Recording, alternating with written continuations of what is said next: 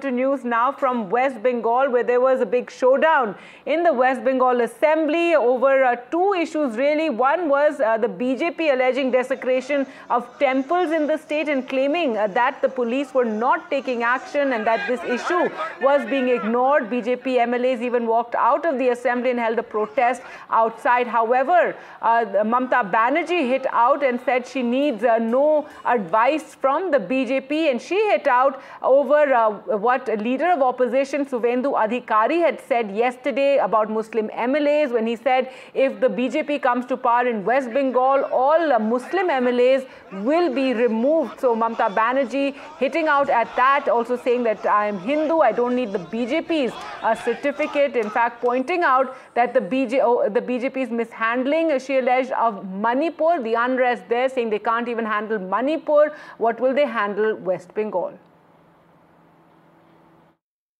विधानसभा के अंदर में बात करने नहीं दिया जा रहा है। हिंदू का मंदिर, हिंदू का भगवान जी को खत्म कर दिया जा रहा है, तोड़फोड़ किया जा रहा है, वो बात करने नहीं देगा। कोई पुलिस एक्शन नहीं देता है।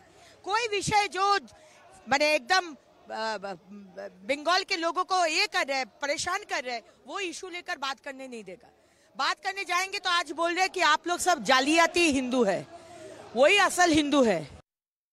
शुभेंदु का जो बयान, वो सांप्रदायिक बयान है। इसके बारे में हम देश के लोगों को होशियार करने चाहते हैं।